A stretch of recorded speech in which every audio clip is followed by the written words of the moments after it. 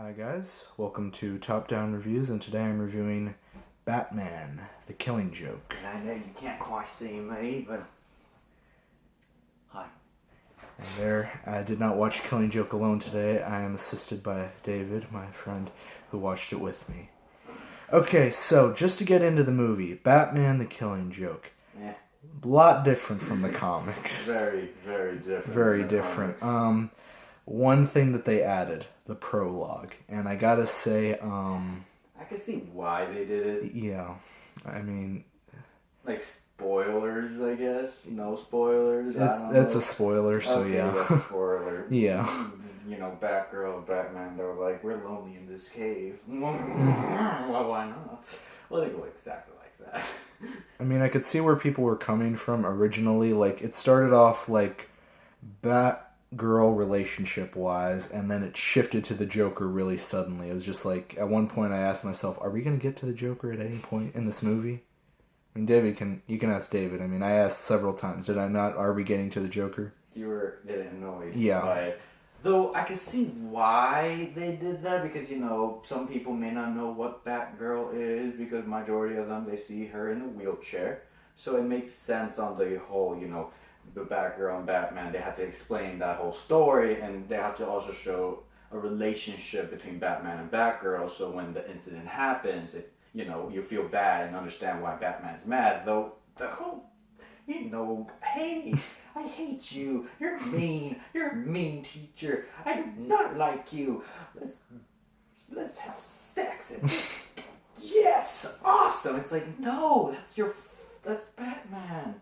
No, you just don't do it. They could have done it better. They could have done the relationship much better. It was perfect. They didn't have to include the sex part. I had to make a rated R somehow. No. I had to make a rated R It somehow. was so dumb. I don't know. But I mean, as far as everything else was, the Joker flashbacks were great. I just felt like they happened way too fast. Like they were rushing through it a I little can bit. see that. I can see that. Though it's a comic book, what you say takes longer than how you do it. That's true, yeah. But Mark Hamill did great. I mean, I think it's a good performance for him. I hope it's not his last, but I mean... For his last, I don't think that would be something to go out for his last. Like, he could have done something a bit better. The animation felt rushed, too. Yeah, that did, Even too. though animation has different art style, there's a part in the carnival where, like, the horses were actually a different type of animation. I watch a lot of anime, so the whole animation thing I was judging it by it, and... Ladies and gentlemen, you're anime expert right here. You're Not anime that expert. that'll be for another time. But the whole, it felt rushed, because like the old animated, the famous Batman animated series, the old one, not the weird ones, that was like, yes, it was not animation to its finest, but it was better than this, in my opinion. Though what I found kind of cool, though, is like the moment Joker spoke, all of a sudden I was like, who cares? Like, I liked how the whole Joker thing was. Though, like what you said, it felt a little rushed, the whole story background thing. But for the most part, and I noticed that every line was pretty much word for word from the comic, and even like the part when Batman goes to visit Joker in the asylum for the first part, you just see that shot, and it mirrors like the first opening in the comic. And you know, Mark Hamill even said, I think he said it in an interview, that Alan Moore, who wrote the comic, he was going to hate this movie no matter what. I mean, he didn't like Watchmen, he didn't like V for Vendetta, he didn't like any of those movies, so I mean, it only feels natural he's not going to like this movie, especially the prologue. I'm sure he's going to put that down. Wait, he liked it? Well, like, okay with it?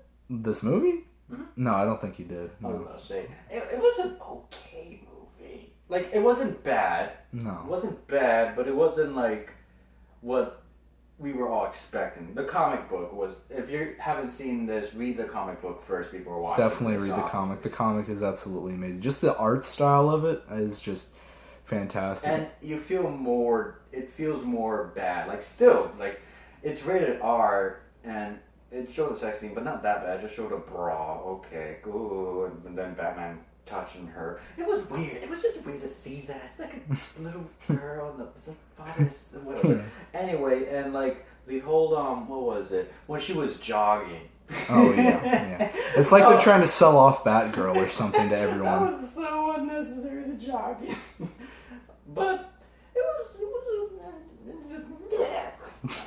that part just bothers me, that whole scene. So yeah, so Batman the Killing Joke, did everyone like it? Did everyone hate it? Let me know, let David know, let the anime experts, and most importantly, let Alan Moore know. Because he wrote this comic, and we owe it to him to tell him what we really thought about it. Did it suck, or did it not suck? I am Chris, this is David. I hope you enjoyed this review, and next time you'll be seeing me, I will be reviewing Suicide Squad. Crossing my fingers, hoping it's good. Maybe there'll be, more bad sex. Ben Affleck and Harley Quinn. There you go. He does save her at some point, so says the trailers. In Yeah. the water. Ooh. And Aquaman joins. Oh. Possible scene in Justice League. Are you listening, Zack Snyder? Possible scene in Justice League right here. Oh my gosh, there better be no sex and everything now. Batman vs. Superman Ultimate Cut. That's all I'm going to say about that. True. Yeah. Alright, so I will see you guys in my next review. I am Vegathon. Adios.